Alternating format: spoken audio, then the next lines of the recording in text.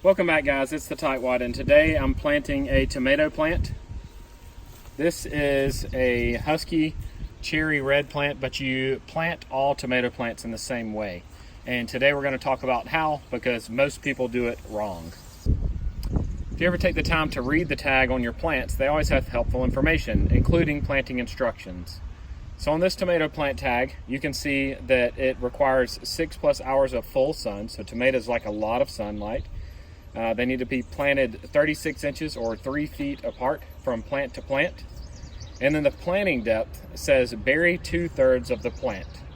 And that's where most people do it incorrectly.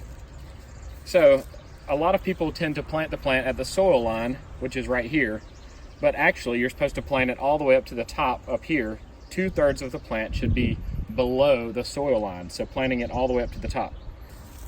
So what I like to do is take my scissors and cut off all of the stems on the bottom, leaving just the part that's going to be exposed at the top, and then remove it from the pot. So we're planting it all the way up to here. So whenever removing from the pot, don't simply pull on the stem. You can use it to gain a little leverage, but really you want to push from the bottom or squeeze the bottom until it starts releasing. And you can see that this one has a decent root structure. It's not root bound, which is important to know. You shouldn't see roots wrapped all the way around the base down here. This is a well cared for and ready to plant plant. So now the next step is to dig a hole in your garden. And I already had somewhat of a hole here because I planted some a little earlier this year, but my garden was still too wet and they didn't make it. But I'm going to drop the plant down in here and make sure that it's deep enough to get it to this top ridge. And I can see it is now deep enough. Notice most of the plant is in the hole. So now I'm going to fill in around the tomato plant. If you've had issues in the past with diseases on your tomato plants, you could add a soil amendment like gypsum salt or Epsom salt into the bottom of the hole before planting. And now would be a good time to add some fertilizer to the plant. I like time release stuff like Osmocote. If you're going organic, you can go with a Milorganite or there's a great product called Made or Magic, which is specifically for tomatoes that you mix into the top couple of inches of soil. I'm just going to go with a time release fertilizer this year, and it's already mixed in with the top layers of the soil because I had a plant planted here before. Once it's in there, I have some straw here. I like to keep straw around my plants. It keeps not only weeds from coming up around them, but it also keeps rain from hitting the soil and the soil splashing up on the fruit or the leaves, which creates a good environment for diseases. So the more soil and stuff we can keep off the leaves and the fruit, the better production we're going to have in the long run. So that is the proper way to plant a tomato plant. I need to give it a good watering. Even though the soil is somewhat damp from a quick shower, I want to make sure it's got a nice deep watering. The last step is to get a cage around this tomato plant. You can find them at most hardware stores locally. We're going to check back in on these same plants throughout the season this year and show you how to maintain them and what to do when they start bearing fruit so that you can have a successful season.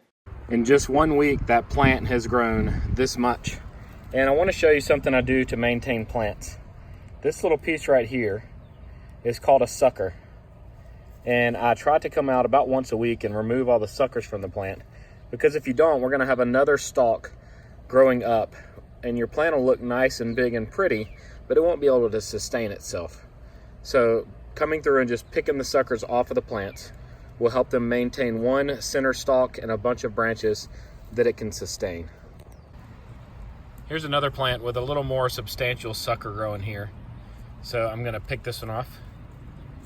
And down here is another one, and you can see how it's attached itself, and they grow right in the armpit of the other branches, and they force that branch to lay down farther, and then they grow up straight.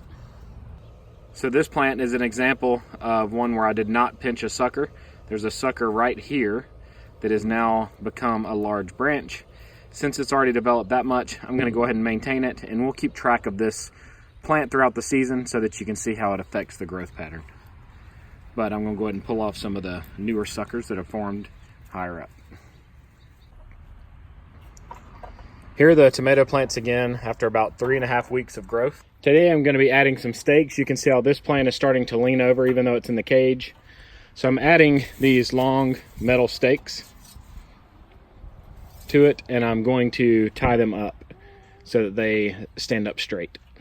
So I added the stake. It's about an inch away from the stalk from the main stem of the tomato plant.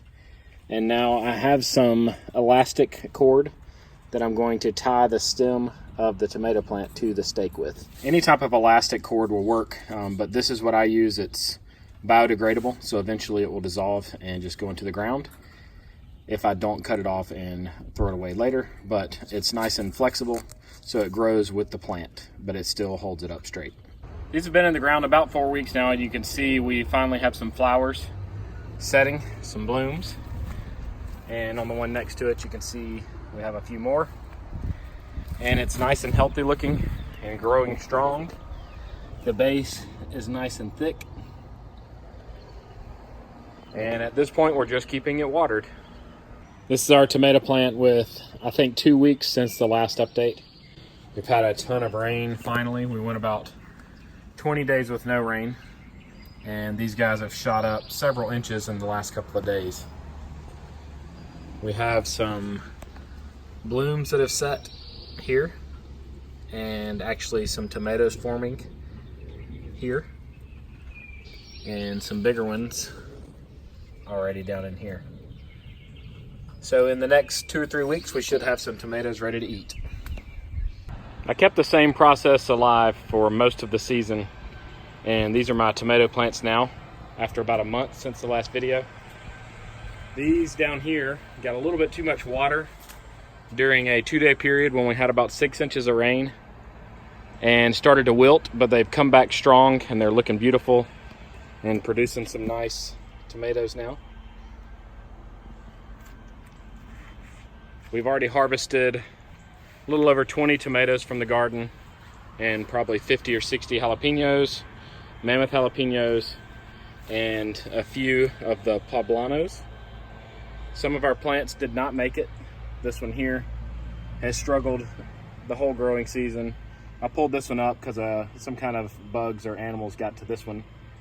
And we have a couple of great looking bell pepper plants with some good bell peppers. This one's ready to be picked now.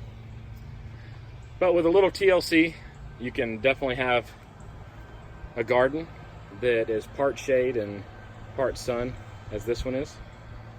They do not have to be complete full sun to have a bountiful harvest. Always plant more plants than you anticipate needing to account for loss. If you have any questions about gardening, leave them in the comments section below and I'll reply as soon as possible. And I hope you guys have a great day.